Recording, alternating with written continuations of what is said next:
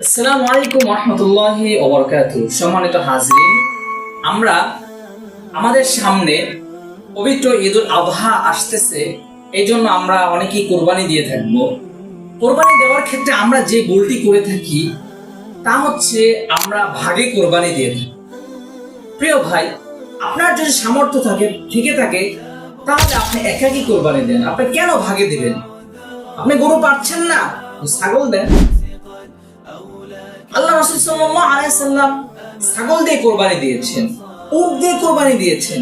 তাহলে আপনি কেন পারবেন না ছাগল দিয়ে কোরবানি দিতে? আপনার সামর্থ্য নাই।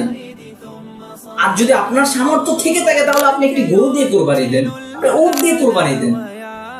আর যদি আপনার এতই গরুর গোশত খাওয়ার প্রতি আপনার যদি আশা ভরসা বা আপনার আত্মীয় স্বজনকে খাওয়ানোর উদ্দেশ্য থেকে থাকে, তাহলে আপনি গোশত কিনে আনেন।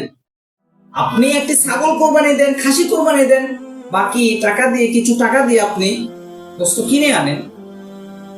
তবুও যদি আপনারা ভাগে কোরবানি দিয়ে থাকতে চান, তাহলে আপনারা আপনাদের অংশীদারদেরকে নির্বাচন করার ক্ষেত্রে যে বিষয়টি ফলো করবেন, যাকে আপনি নির্বাচন করবেন, তিনি কি ঘুষ খায়, তিনি কি সুদ খায়, তিনি কি বেনামাজি, তাহলে তাদেরকে আপনি নেবেন না। কেন ভাই? আপনি নেবেন কেন? আপনার টাকা তো হালাল, আপনার টাকা তো হারাম না। তাহলে আপনার হালাল টাকা দিয়ে আপনি কোরবানি দিচ্ছেন, যিনি হারাম খাচ্ছেন তাদের সাথে আপনার কোরবানি হবে কিনা এই বিষয়ে আপনার সন্দেহ হচ্ছে। এই বিষয়ে আপনি শিওর না যে আমার কোরবানি সলিড হচ্ছে কিনা। এই জন্য আমাদের উচিত যতটুকু পারি আমরা তাকওয়া অবলম্বন করব। আমরা যখন আমাদের অংশীদার নির্বাচন করব, আমরা দেখব সে কি ঘুষ খায়, সে কি সুদ খায়, সে কি বেনামাজি। যদি হয় তাহলে তাদেরকে নেবেন না। আপনি জানেন না সে ভালো মানুষ, সে সুদ খায় না, ঘুষ খায় না, নামাজ পড়ে, তাহলে আপনি তাকে নিতে পারেন।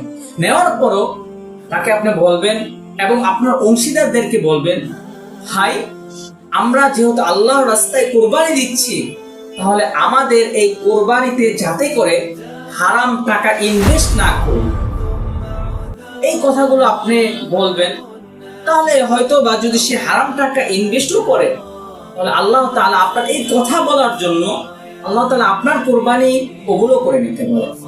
এই জন্য ভাই, যা কিছু বলেছে আল্লাহ তাআলা যেন আমাকে এবং আপনাকে এবং আপনাদেরকে এই কথাগুলোর উপর আমল করার তৌফিক দেন।